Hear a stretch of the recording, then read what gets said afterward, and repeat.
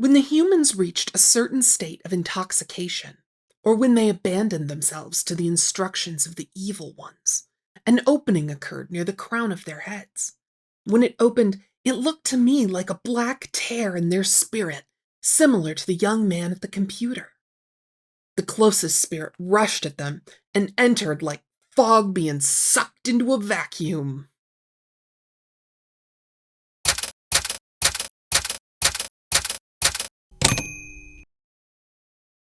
Hello, and welcome back to WordWise. I'm your host, Kit, and today I'll be continuing my deep dive into Visions of Glory. If you haven't seen my first 3 videos on this book, please check those out before this one. They're on my Visions of Glory playlist. Otherwise, you're likely to find this video incomprehensible. When we left off, Spencer was in the midst of his 3rd near-death experience, or possibly his 50th out-of-body experience. The text is very confused on that point. And he had just returned to view his lifeless body. Why he took time out partway through his NDE to go back and confirm that his body really wasn't breathing, I don't know, because his angel guide says that there's lots more to show Spencer, and they take off again without delay. Just a reminder that because this supposedly true experience was related by Thom Harrison to John Pontius, and I can't tell who contributed which parts, I simply refer to them together as the author. Chapter 6, Angels and Devils. This is an unfortunate chapter with which to begin a video, because it's the chapter with the highest proportion of words YouTube doesn't like for me to say, especially not in the first 8 minutes of a video, so I'm going to have to use a lot of euphemisms. Evil spirits and temptation. We didn't walk out the door. I just found myself in a different place. We were in a small home office. It was late at night. A young man in his underwear came into the room quietly, looking around him stealthily as he entered. He closed the door softly without turning on the light. He went to a computer and turned it on. As he waited for the computer to warm up, I felt a growing sense of excitement coming from him. I knew that his wife and 2 sons and baby daughter were asleep elsewhere in the house, and that he intended to view pornography. I understood this just by being in the room with him. As with previous experiences, I understood everything about him. His life, his decisions, his desires, his distress. I perceived that he was a good man, a returned missionary, and presently serving in his quorum presidency. My guide said to me, "He is here to view pornography." Yes, you just said that. This man is sneaking around late at night so that he can clandestinely look at big, beautiful bushels of corn. While the man's computer is warming up, a detail which really dates this book, Spencer notices 8 evil spirits enter the room. He specifies that 4 are the spirits of dead people, the so-called disembodied, and 4 are souls that have never been born on Earth and have become Satan's minions. The author actually uses that phrase, Satan's minions. And the description of their behavior kind of sounds like the minions from the animated movies, which does take away from the intended deathly seriousness of the scene because I keep imagining them being chaotic and talking in their battly language, while also getting busy. The disembodied looked human and wore clothing typical of the period in which they had died. The evil spirits were less substantial, generally smaller, with misshapen features, making them look slightly inhuman. They were agitated, active, jumping around in a frenzy, shouting their commands to the young man in excited voices. It's hard for me to take this seriously. Frankly, it's hard for me to take anything in this scene seriously, because the hyperbole with which it's written makes me feel like the author has never actually viewed corn. He's never been to Indiana to see those fields in person. Given that both the contributors in this book were LDS, that's entirely possible. The LDS Church has waged a full-on war against corn. Now, I never thought I would be on the internet one day defending big corn, and I'm really not here to do that. But I'm going to be blunt that, in my opinion, I think the LDS Church has gone overboard. It has helped create and is now supporting an entire corn addiction industry. This was one of the cornerstones of Jody Hildebrandt's treatment model, She was diagnosing people who watched once or twice a year with porn addiction. Meanwhile, science is saying that porn addiction doesn't exist. Sure, people can have an unhealthy relationship with it, they can devote too much time to it, they can develop compulsions even, but that's not actually the same as an addiction, either behaviorally or physiologically. In fact, I stumbled across some recent research indicating that the biggest issue people really have around porn is that they feel guilty for watching it. That's what's actually hurting people. And the biggest predictor of having guilt over ingesting porn turns out to be religiosity. The majority of people who think they're addicted to porn watch the same amount as people who don't think they're addicted. The so-called porn addicts are just far more likely to be religious and feel really bad about it. One group of researchers is calling it problematic porn use due to moral incongruence, and recommending that instead of trying to help people watch less, what we should be doing is helping people feel okay about watching, in moderation. That's the actual way to improve lives. The LDS Church doesn't agree, and that's its right. Obviously, there's no requirement, or even an expectation really, that religious leaders are going to promote views in keeping with modern science. But what the science is telling us is that it's made from corn, it's natural enough, and like sugar, it's fine in moderation? Moderation in almost everything, right? Thom Harrison, in particular, is vehemently anti-corn. His podcast had one rehab director after another as guests, and corn came up in almost every episode. The man's obsessed, and he doesn't care that the science isn't backing him up, because he's also incredibly anti-psychiatry and probably anti-science in general. It's just a strange combination for a therapist. This scene from Visions of Glory also promotes the myth of corn addiction.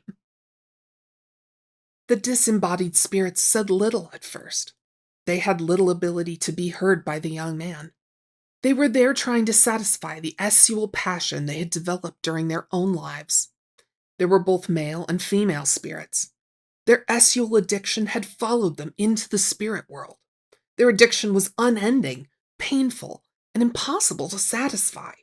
It haunted them. They were desperate to try to satisfy it endlessly.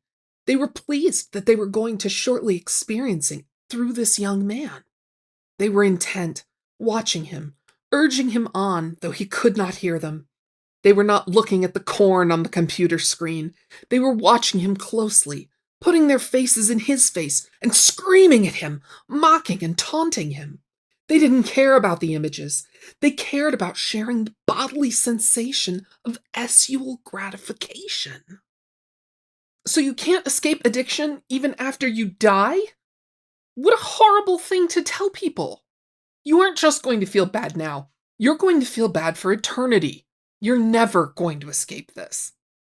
Also, the text doesn't say this outright, but it stands to reason that part of why these souls are still wandering the earth is this so-called addiction. We certainly didn't see anyone with an addiction during Spencer's brief trip to heaven. They gathered around him, waiting for him to become fully involved in the sexual ecstasy he hoped for by viewing these images. The evil ones were reminding him of certain websites, urging him to go on, whispering to him how thrilling it was going to be. They told him which images to view and how he should feel about them. They argued against his conscience, giving him many reasons to ignore the voice of his conscience and carry on. They placed their hands on him time after time, causing him to feel thrill after thrill.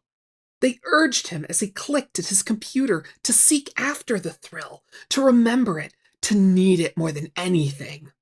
They were most interested in keeping him focused upon his own body and his own thrills so effectively that he could not feel his relationship to Christ, the Holy Spirit, or remember his family. All he could think of was himself and the guaranteed gratification that was just a click away. The more excited he grew, the more frenzied the evil spirits became. They became more aggressive, jumping at him, hitting him with their hands, and cursing. It was a loathsome thing to see. The word thrill appears 6 times on this page, and the overuse of it suggests to me that the author didn't have a robust enough understanding of his subject matter to describe it while using a different dimension.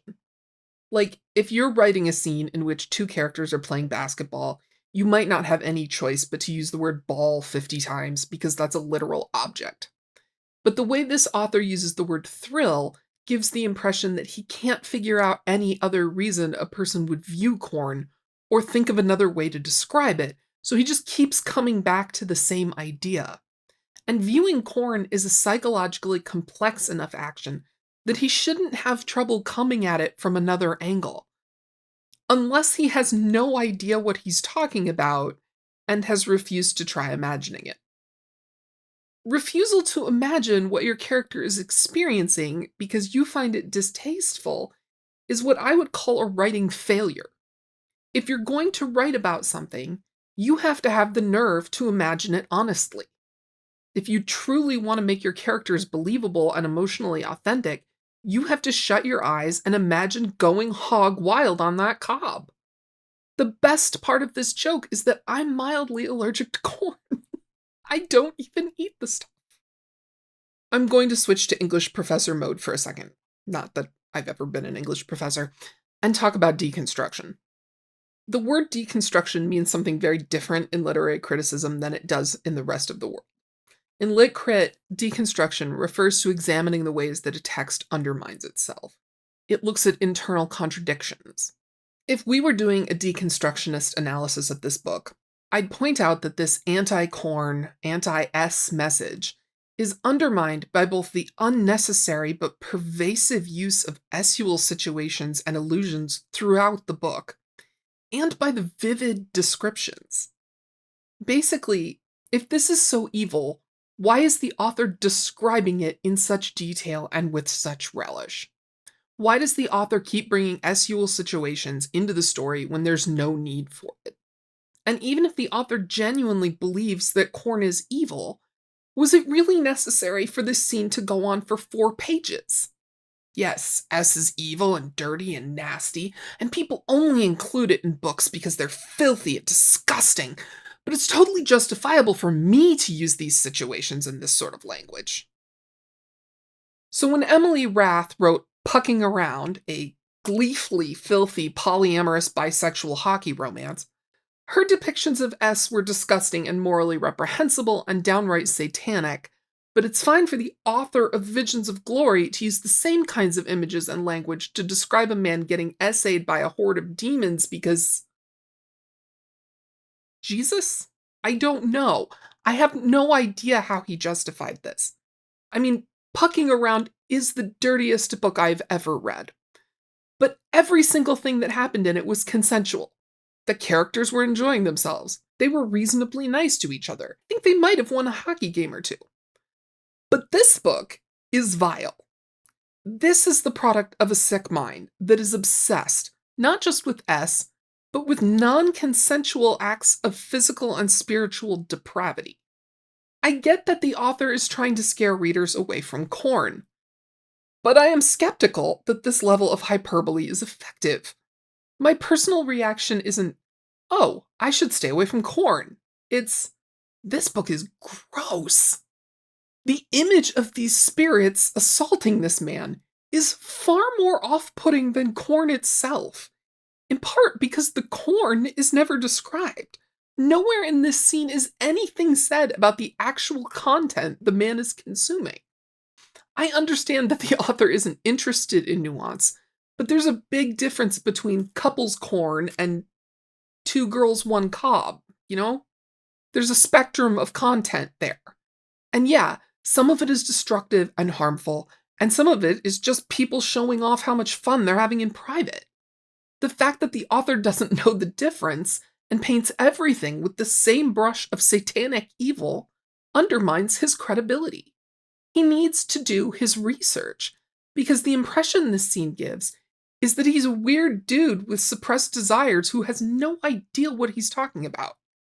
If the problem is corn, write about corn.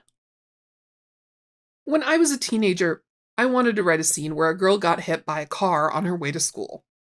It was part of a meet cute situation. but I couldn't imagine what it would be like to get hit by a car.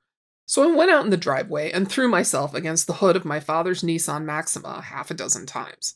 This is when the internet was still pretty new and we hadn't realized we could look that sort of thing up yet. My point is, writers research. This author refused to do so, and his writing comes off as silly and overblown, at least to those of us who have suckled high fructose nectar from the teat of the corn god. I realized even more powerfully from seeing this that all addictions are purely selfish. They guarantee the instant gratification of the flesh. Relationships are not guaranteed, and the gratification, the positive payback of the relationship, must be carefully maintained and worked at. This is the reason that people turn to addictions, because they are instant, require little work, and the results are guaranteed. It is also the reason evil uses them and promotes them so carefully, because they push the user away from all meaningful relationships, especially those with the divine. I'm not an addiction specialist, but I have known a fair number of addicts, and I don't think this is accurate. My experience has been that addiction is a coping mechanism used by people to avoid facing their feelings. Avoidance is a core issue, and that's why so many treatment programs focus on helping people develop better ways to manage their feelings, better social support systems, better coping mechanisms. This also completely ignores the issue of physical dependence. And it sort of has to, because there is no physical dependence with corn, but I'm imagining someone with maybe a pill problem reading this and then trying to get better without addressing the biological component. So it's not purely selfish. For a lot of people with substance use disorder, trying to stop cold turkey can be very dangerous. And I think it's a mistake to make blanket statements about addiction and its causes while ignoring all of the science we have on addiction. I'm also going to point out something that really bothered me about this scene. This description of relationships is focused on the transactional element. Again, we've seen that numerous times in this book. All relationships are transactional to some degree, but this description focuses on the transactional to the exclusion of everything else. That's another moment I want to make a deconstructionist argument. The author reveals himself to be selfish while condemning selfishness. We learn very little about the man in this scene, but we do learn that he has 2 sons and an infant daughter. How young is that infant? How recently was she born? Because doctors recommend that women wait a minimum of 6 weeks after giving birth before resuming intimacy. But from what I've read online, a huge proportion of women aren't ready for 3 or even 6 months, some for a year. And I read a lot of stories about husbands who don't want to wait. Maybe that's why I read this scene and kept thinking, what if he's watching porn because his wife isn't ready and he's respecting that? What if he's quietly taking care of his own needs in the middle of the night so that he doesn't accidentally guilt trip her? Is that a man with an addiction who's opening himself up to the influence of Satan? Or is that a man who's honoring his partner's bodily autonomy and her need to rest and heal? The scene just keeps getting worse. When he reached a pinnacle of lust in his body, a black tear or rip appeared at the crown of his head. In that instant, the disembodied spirits began to attack. They looked like football players tackling the guy with the ball. They were hoping to share just a moment of his physical feelings and excitement. They acted like hungry dogs going after the same carcass. There was fierce competition among them to be in him longer. They fought to be next, screaming and cursing, throwing each other aside to enter. As soon as 1 or 2 spirits entered, no more could enter. The evil spirits screamed and dove at him repeatedly until a weaker one inside was expelled and they took its place. It seemed to me that the ones who were expelled were exhausted, jerking on the floor as if they were in an essual thrall themselves, mimicking the actions of the young man at the computer. This scene fails because the author makes the writing disgusting instead of the topic. The writer is using essual language to describe the behavior of these spirits. Lust, in him longer, enter, expelled, jerking, sexual thrall. It's just becoming nasty. Also, and this I honestly just thought of as I was recording, there are several sentences that come immediately after that. And I just realized why they bother me so much. I tried to turn my face away in disgust, but I could not. The image was before me no matter which way I turned. This guy is watching porn while being non-consensually entered by a bunch of demons and disembodied human spirits. And meanwhile, Spencer is being forced non-consensually to watch.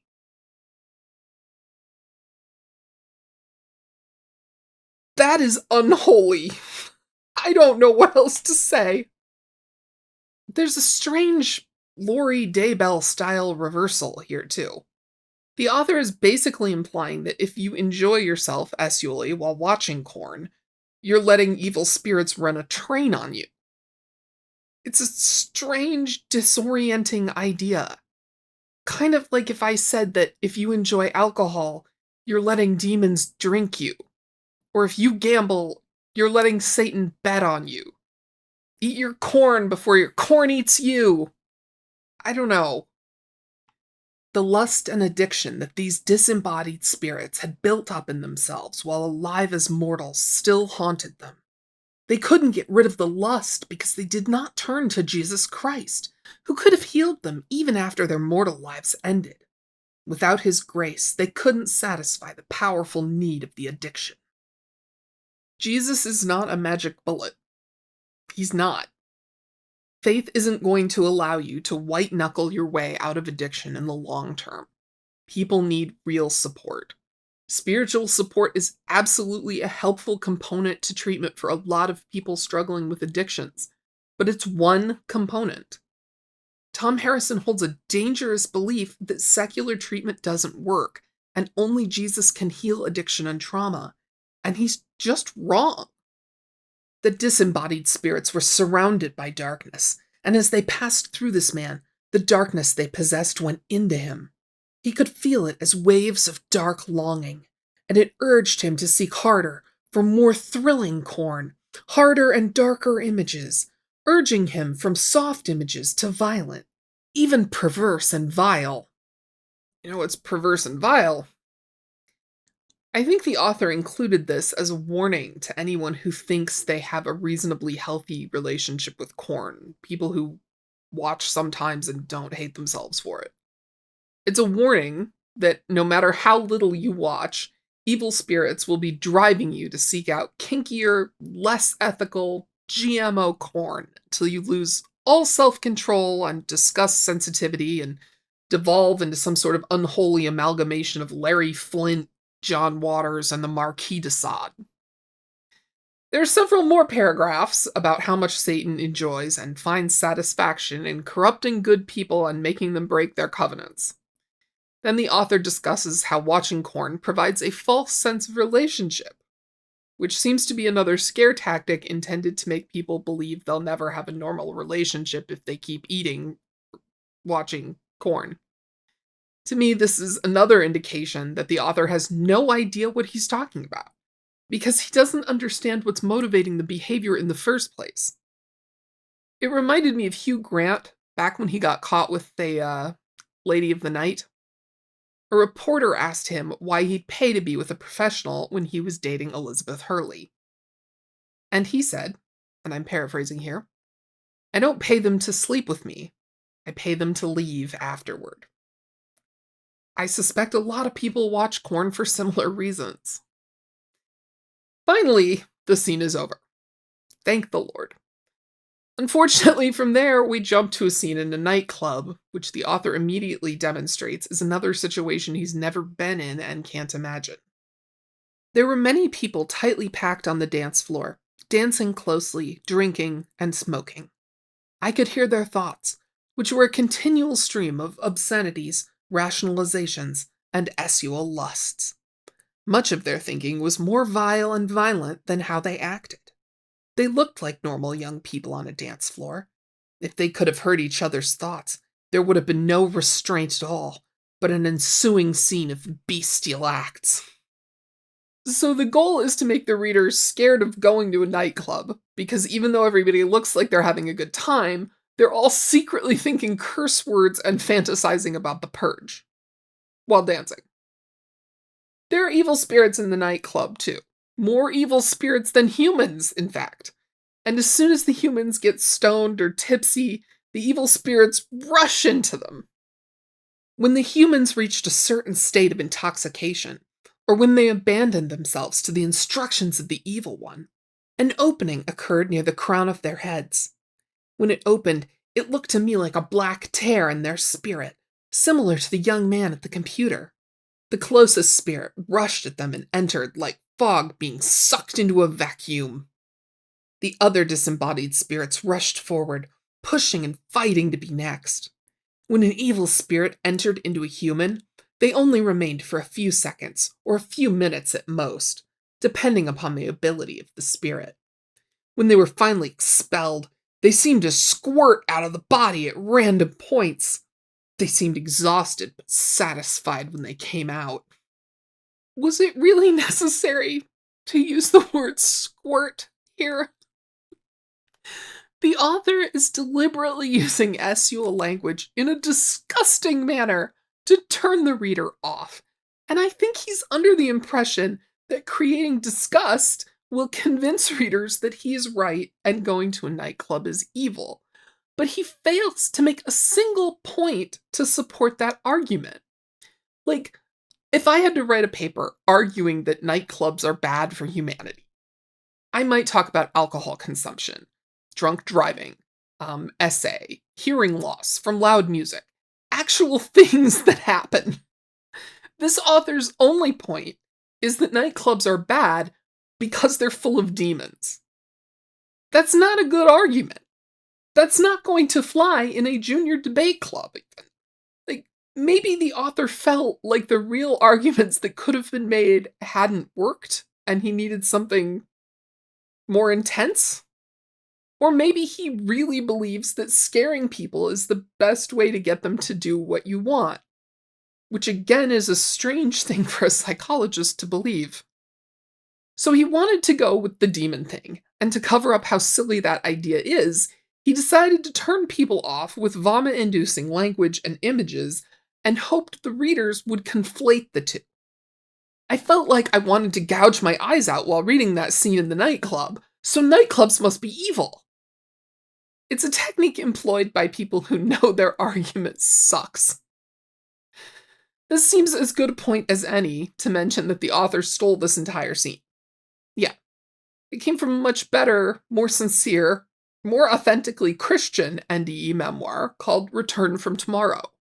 I was genuinely touched by this book. I found its message very beautiful. I've read quite a few NDE memoirs at this point, and this is without question the best. Interestingly, this book also refers to the disembodied, which I don't recall seeing in other NDE memoirs. Just this one and Vogue, which, if I haven't mentioned it before, is how I refer to visions of glory in my head. In Return from Tomorrow, the author dies of pneumonia in an army hospital during World War II, and he floats around in spirit form accompanied by Jesus. The book clarifies that Jesus can appear to different souls simultaneously, so each of the spirits that the author George witnesses has a version of Jesus accompanying them. And I had completely forgotten that until I revisited this book while working on this video. But suddenly, I think I understand why Lori Daybell said she would rest in the arms of her Jesus during her first sentencing statement. I think there's a good chance that she has either read this book, or else she got the idea from either Thom Harrison or quite possibly from Chad Daybell, who also ripped off scenes from this book for his epically inferior work, Chasing Paradise. I think I even said in my Lori video that I'd never heard of someone having their own personal Jesus before. But I actually had. I can't believe I didn't put that together. Anyway, in Return from Tomorrow, George and Jesus go to a dive bar where a bunch of soldiers are getting wasted. George has only just realized that the reason he keeps seeing semi-transparent people trying and failing to grab drinks is that they're spirits like him. I watched one young sailor rise unsteadily from a stool, take 2 or 3 steps, and sag heavily to the floor. 2 of his buddies stooped down and started dragging him away from the crush. But that was not what I was looking at. I was staring in amazement as the bright cocoon around the unconscious sailor simply opened up. It parted at the very crown of his head and began peeling away from his head, his shoulders. Instantly, quicker than I had ever seen anyone move. One of the insubstantial beings who had been standing near him at the bar was on top of him. He had been hovering like a thirsty shadow at the sailor's side, greedily following every swallow the young man made. Now, he seemed to spring at him like a beast of prey. In the next instant, to my utter mystification, the springing figure had vanished. It all happened even before the 2 men had dragged their unconscious load from under the feet of those at the bar. 1 minute I had distinctly seen 2 individuals. By the time they propped the sailor against the wall, there was only 1. Yeah, so not a lot of chance that Thom Harrison and John Pontius stumbled upon this identical image by accident. Unless there's an original source that both books stole from that I haven't found yet, I think it's pretty likely that Vogue plagiarized this. And doesn't George's version make you feel less like puking your guts out? The author of Vogue stole another image exactly. The disembodied spirits were not trying to harm the humans so much as share in their physical thrills and addictions. I saw spirits who were addicted to smoking try to snatch the cigarette out of the hands of mortals over and over, as if they could not understand why they could not actually grab it. Here's the original version from Return from Tomorrow, which takes place during a different scene than the one I read from before. I saw a group of assembly line workers gathered around a coffee canteen. One of the women asked another for a cigarette, begged her in fact, as though she wanted it more than anything in the world. But the other one, chatting with her friends, ignored her. She took a pack of cigarettes from her coveralls, and without ever offering it to the woman who reached for it so eagerly, took one out and lit it. Fast as a striking snake, the woman who had been refused snatched at the lit cigarette in the other one's mouth. Again she grabbed at it, and again. With a little chill of recognition, I saw that she was unable to grip it. I've only read this book all the way through once, and another thing I had forgotten is that there is later on a brief scene of George and Jesus visiting what appears to be a giant library in heaven, where there are also scientific laboratories and music studios. I can't say for certain that Vogue ripped that scene off too. I mean, no one is wandering around the library handing out certificates of achievement in Return from Tomorrow. But I do have basically zero doubt that Vogue stole from this earlier book. And part of why I'm so confident of that is that there are these ideas that show up in Return from Tomorrow and then appear in a perverted form in Visions of Glory. I'll give you just one example. Return from Tomorrow does contain the idea that addiction can lead people to focus on things other than God. And it also stresses that any form of self-focus can do the same thing, an idea which Vogue will get into in a few more pages. But the way it's told, and the emphasis, not on shocking and horrifying the reader, but on demonstrating the infinite capacity of Jesus to love people, makes it a completely different story. I'm going to read a couple of pages so that you understand what I'm talking about. Presumably, these substanceless creatures had once had solid bodies, as I myself had had. Suppose that when they had been in these bodies, they had developed a dependence on alcohol that went beyond the physical, that became mental, spiritual even. Then when they lost that body, except when they could briefly take possession of another one, they would be cut off for all eternity from the thing they could never stop craving. An eternity like that, the thought sent a chill shuddering through me. Surely that would be a form of hell. I had always thought of hell, when I thought of it at all, as a fiery place somewhere beneath the earth where evil men like Wee Moustache would burn forever. But what if one level of hell existed right here on the surface, unseen and unsuspected by the living people occupying the same space?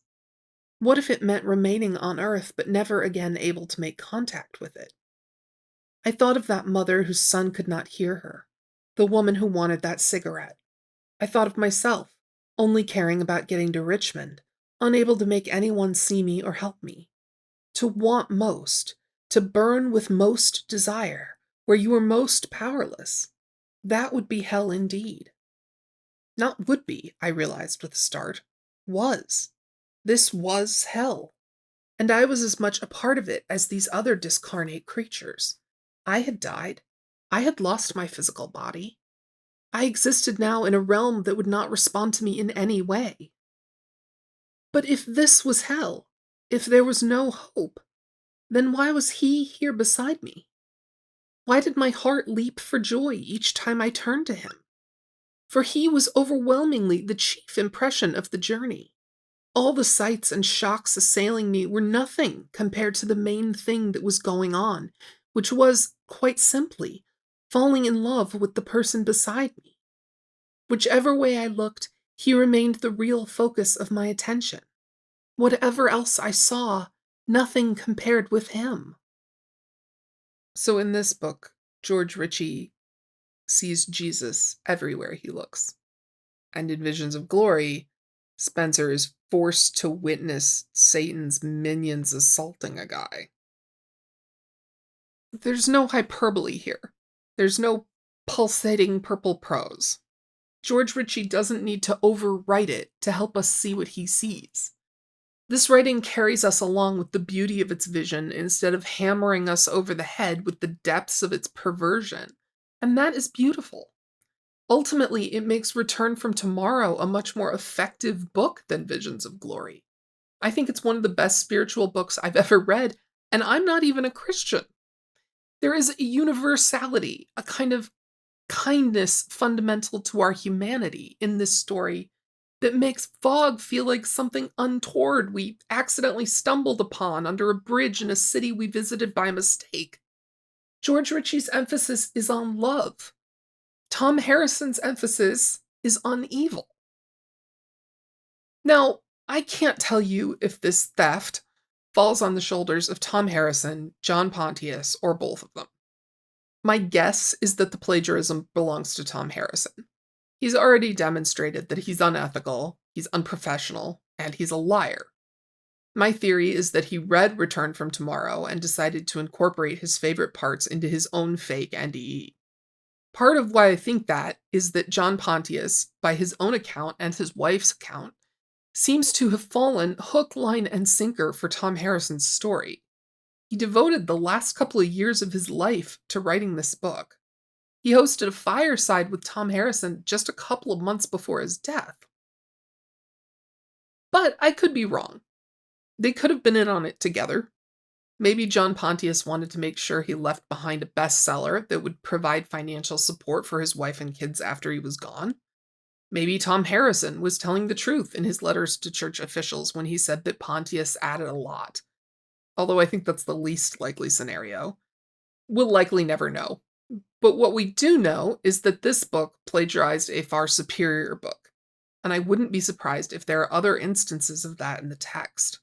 If you happen to have read Vogue and noticed one, please email me at wordwisevideos@gmail.com. Before we leave this scene, though, I want to bring your attention to another paragraph. The author is talking about how the disembodied spirits want to experience the thrill of being in a nightclub, but the evil spirits want something else. From the evil spirits' perspective, having a mortal yield to their temptations gave them power over the mortal. If they suggested an act, and the mortal did exactly that, they set their hooks in a little deeper. They were not after the thrill, they were after the dominion of the soul, and eventually, lifelong control. They knew that if they could tempt with enough cleverness and deception that the human responded, they would gain a little more control. This was their method, but their real goal was to gain enough control that they could keep the Holy Spirit from having any influence in the person's life at all. They weren't just trying to control behavior. They were trying to ensnare these people in the chains of hell. I saw that people who had already been entrapped by them could hardly hear their own thoughts. The voice of the evil ones had become even more powerful than their own mind. They would do anything their evil controllers said, even while thinking it was their own idea or their own wishes they were fulfilling. Once these evil spirits had total control, They then desired that the mortal should quickly depart mortality, so that their possession became permanent.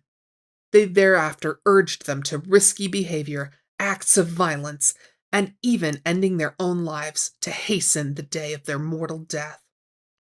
Doesn't this sound an awful lot like Chad and Lori's ideas about zombies? People walking around, fully possessed, but not even aware of it? Granted, Chad and Lori ignored the part where the evil spirits tried to kill the person they possessed, but still very similar.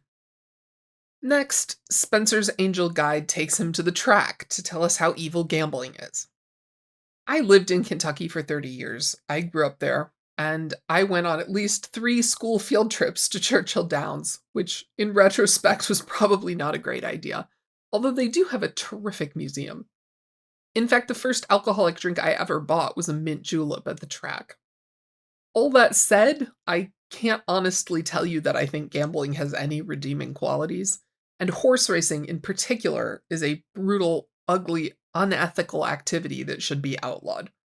I'm sure some little old lady back home just chucked her souvenir derby glass at her computer screen, but the reality is I'm actually on the author's side on this one. Although, not about the evil spirits. This chapter is really starting to feel like it's just a collection of scenes meant to reinforce things the LDS Church bans or discourages by revealing that those situations are rife with the forces of evil. And the longer it goes on, the more transparent this intention is and the more ridiculous the message. The scene changed again to several rapid views of mortals seeking various entertainments.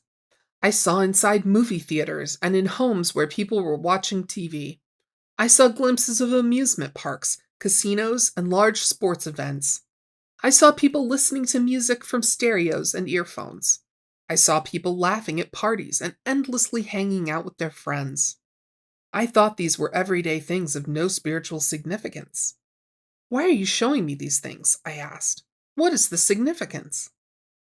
He replied that these were all of the ways that the people unknowingly move themselves away from the Spirit of the Lord.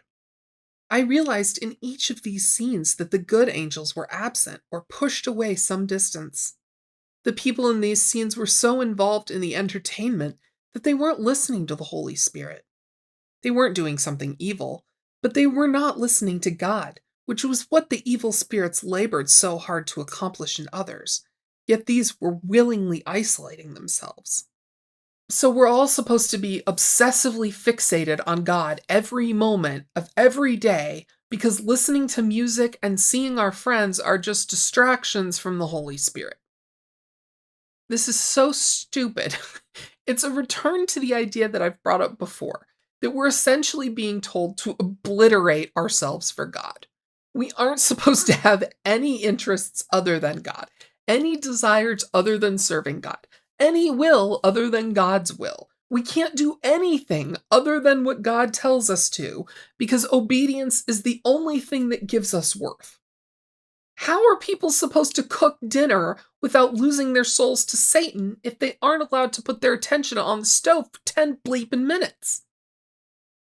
After explaining that any action other than obsessing over Jesus will lead us straight to hell, there's a section on spiritual gifts and how they can be either good or evil. The gifts metaphor doesn't make a whole lot of sense, because these are gifts we choose somehow, and also is it really a gift if it's evil? But what drew my attention was the author's explanation that, based on which gifts we choose, we'll either receive our wages from Jesus or Satan after we die. The repeated use of the word wages again emphasizes that the author sees our relationship with God as transactional. There's a section about angels and how good people will become good angels who guide their descendants to follow God, but bad people will become evil spirits who encourage their descendants to listen to fast-paced music and ride roller coasters.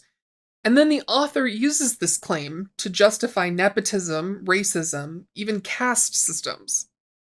This may explain why some families have been royalty for hundreds of years, or wealthy and oppressive from the beginning of time, or any other dark familial trait. It may also explain why prophets and apostles tend to be related, and greatness runs in families. I hate this book so much. Uh, I have no idea where Spencer is or what's happening with his NDE. We haven't heard about him in pages. Now it's back to the Earth was created perfect and man screwed it up with his buildings and education. People institute governments, false religion, false science, and false teachings. They build cities where evil easily thrives and provide universities and schools to promote such things. The entire collection of the philosophies of men, their lies, their religions, their rationalizations and sins. As these constructs and pollutions of man spread across the globe, they cover the world with darkness, and the earth responds with upheaval, devastations, floods, famines, pestilence, and death. It's our false science that's causing climate change, apparently. There is a process given to the earth whereby it cleanses itself. When evil overtakes it, natural disasters, plagues, and upheavals begin in random places. When evil on the world becomes so great that the light of Christ is dimmed, it will produce eruptions, extremes of weather and temperature, storms, floods, earthquakes, and other destructive events. There is a direct correlation between the choices of mortals and the conditions of the earth. This is why there will be so many natural disasters and death caused by these acts of nature in the latter days, because mankind by then will have veiled the earth in darkness. No, will have veiled the earth in carbon emissions. Part of me wonders if the people who are fixated on the idea that climate change is God's punishment for progress are really just overwhelmed by hopelessness and inertia. If God caused it, then God can fix it, right? That absolves us of doing anything except what these people want us to do and what they will claim God wants us to do. It's a sad thought, really. Reality is grim. I understand that. But living joyless, conformist, capitalist, heteronormative Christian lives will not fix climate change. The discussion of the Earth getting revenge on humanity segues into Spencer's vision of the future. Because apparently there's so much evil right now on the Earth that only the return of Jesus can fix things. Spencer and his angel guide begin flying over North America, sort of surveying the destruction that takes place after some kind of major financial collapse has caused society to fall apart. My flight across North America began in Salt Lake City. There had been a massive earthquake in that area in the fall of the year. I tried to determine which year it was even while I was in the vision, but I could not. I looked into shop windows for a calendar or date. I even looked at people's watches to see if they showed the year. I was not allowed to learn when these things might happen. All I can say is that Salt Lake City looked in that vision much as it does today. There were models of automobiles that I did not recognize, and other small changes, but I considered it as having happened not far into the future. How convenient! God was fine with showing Spencer enough information to fill 113 more pages, but the date, that's too far. Tell me you can't accurately predict the future while telling me you can predict the future, Spence. Sorry, I'm getting worked up. I don't like liars, and anyone who claims to have seen the future but can't provide dates is a liar. The author uses the last 3 pages of this chapter to set up the rest of the book, which is going to be Spencer's visions of the end times. This is done sort of carelessly. It's just descriptions of several giant earthquakes. First, there's one along the Wasatch Fault. Then there's one that runs from South America to Alaska that shears off a slice of California. It's rather obviously based on the movement of tectonic plates. And then there's one along the Mississippi River that splits the US in half. I tend to think that predicting earthquakes is one of the laziest forms of prediction, because if you wait long enough, there will eventually be one. That reminds me of this weird story from my childhood, but I bet a bunch of you remember this. When I was in elementary school, some guy predicted that there was going to be a devastating earthquake along a fault that ran from Missouri to Kentucky, that it could be as big as a 7.5, and that it was going to strike during the first week of December 1990. And I don't know why, but everyone believed him. And for weeks, we had earthquake drills in school. The teacher would randomly shout, "Earthquake!" And we'd all curl up under our desks with our math books over the backs of our necks. And then, nothing. The guy who predicted it wasn't even a seismologist. He was a zoologist who didn't believe in climate change. And yet, all along the Mississippi Valley, people stockpiled batteries. Newspapers published warnings. Grocery stores ran out of milk and bread. Small children were forced to practice earthquake drills. All because some nut wanted attention. And the author of Visions of Glory is no different. He's taking the easy route because he wants attention. He wants to feel special. Just like Chad Daybell, who also falsely predicted an earthquake and the end of the world. Just like Jim Birkeland, who based his prediction on the idea that some people are earthquake sensitive. Just like Nostradamus and Edgar Cayce and Ryo Tatsuki, a Japanese manga artist who predicted back in April that there will be a terrible earthquake in the next 30 years. In Japan, one of the most seismically active areas of the planet. Talk about low-hanging fruit. Anyway, after this third giant earthquake splits America in half, the Gulf of Mexico fills up with land. In some places, the new land met Mexico, Texas, and Florida, but there was also a large waterway separating most of the new land from America. I did not see where the land came from. It either rose up from the Gulf floor or was pushed north by the earthquakes from South America. The land was not barren all over, but large parts of it had trees and other vegetation. Some parts of it were just muddy islands. I am at a loss to explain where it came from. The landmass just pops out of the sea, complete with trees? The appearance of this magical island of Atlantis causes a tsunami that reaches as far as Chicago. Apparently, the last time that happened was when the asteroid that killed the dinosaurs hit the planet. Meanwhile, northern Florida is somehow spared from the tsunami, but the entire eastern seaboard is hit with a biological attack that kills even more people than the 3 earthquakes and the 900-mile tsunami.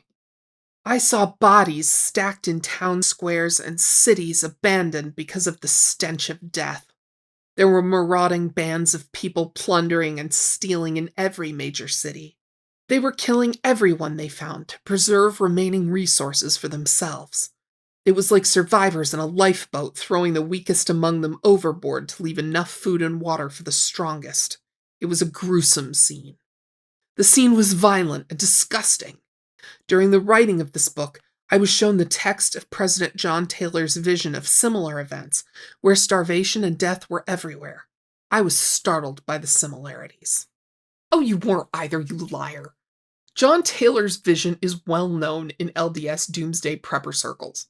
There's a book of LDS end times prophecies called The Great Gathering, and John Taylor's vision is the second entry. As far as I can tell, they're arranged by popularity. There's no way Thom Harrison wasn't already familiar with that piece of writing, and I don't doubt that he read it a couple more times before recounting this part of the so-called vision to John Pontius. And then the US is invaded. I saw foreign troops landing on the east and west coasts of America. There were tens of thousands of them.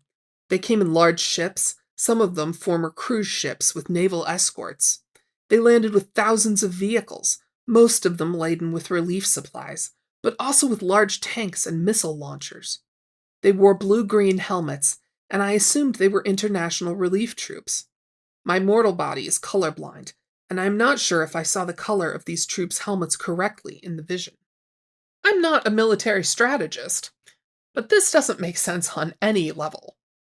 Maybe China and Russia working together could pull together enough troops to invade both American coastlines simultaneously, but it wouldn't be a surprise. And more to the point, why would they bother invading after 3 earthquakes, a tsunami, a biological attack, and a financial collapse that caused the government and society to disintegrate? What's left to loot? Not to mention that the author specifies that the earthquake caused worldwide catastrophes. And Russia and China have a combined 35,000 miles of coastline. So just none of it makes sense. Also, this bit with the blue-green helmets is a dog whistle to conspiracy theorists. The author is hinting that the troops that invaded are UN peacekeepers. The author ends the chapter by describing how the peacekeepers win Americans over by feeding us and showing up with relief supplies. Thus ends chapter 6, just as I lose my ability to speak. That's where I'm going to stop, mostly because I loathe this book and I need a break. Well, I believe it's important to analyze this thing and examine its fugly components, and I plan to continue because we've got 3 long chapters left to go. I'm also aware that videos this far into a series don't get a ton of views, and in order to convince YouTube and its algorithm that I haven't forgotten how to make videos people actually want to watch, I'm going to alternate between Visions of Glory and things that might appeal to a wider audience. I'm currently working on Diane Downs' memoir. Huge thank you to the person who mentioned in the comments that she wrote a book. I've always been fascinated by her. And Wendy Adelson's novel. Do you think I should drop the Wendy video as soon as she's arrested, or wait for the trial? I kind of think she'll plead, but I have no justification for that belief. Also, let me know in the comments if you remember that earthquake scam in 1990. I would love to hear your stories about it. And I'll link in the description a short video about it in case you want to enjoy the nostalgia of the disaster that never happened. Oh, and one other thing, because I know this is going to upset some of you. I've been on your side of the screen. I know how disorienting it can be when things change, so I'm letting you know in advance. I'm getting new glasses. It's happening. I've been putting it off for a year and I can't see nothing. Just a heads up. Alrighty then. I'll see you next time. If you enjoyed this video, please consider liking or subscribing. Please don't reach out to anyone involved with this book, and remember to use your words wisely. Thanks. They seemed exhausted but satisfied when they came out. Okay, that was really over the top. Ow. I'm an idiot. Was released by Thom Harrison. Released? No. Looking around him stealthily as he entered. Did I just botch the word entered? While the man's computer and talking in their babbly language, they can develop compulsions easily. Easily? Even. That doesn't have anything to do with what I just read, because I just read the wrong excerpt. Killing it tonight, Kit. The analysis. I realized so it's not purely, what was the word? Appeared at the head of his crown. The crown of his head. Shoot. Evil spirits will be dive bombing you to seek out. Dive bombing? No, driving. How did I? Evil spirits will be dive bombing you. Yeah, because that's what they're doing in the scene. In return to tomorrow, the author dies of, I think, double pneumonia. The author dies of influenza. And then pneumonia. Well, no, not then. Why can't I say this? It's because I didn't type it out. That's why I can't say it. The author dies of the flu in an army hospital during World War II. Sweet Jesus. Okay. So much for pushing away from the desk. Did I miss a word or something? I watched Wang Yang has a version of Jesus. I gotta do the lips. A brief scene of George and Justice. Justice? You mean Jesus? The voice of the evil ones had become even thrills and addictions. Oh, that's a different excerpt. The author uses the last... What am I doing with this book in my hands? It's making all these noises. Just like Nostradamus and Edgar Cayce and Ryo Tayuxi. Tayuxi? No, that is not the right name. It's a terrible joke. No, it's a great joke. What am I talking about? Stick with the joke. Have faith in yourself, Kit.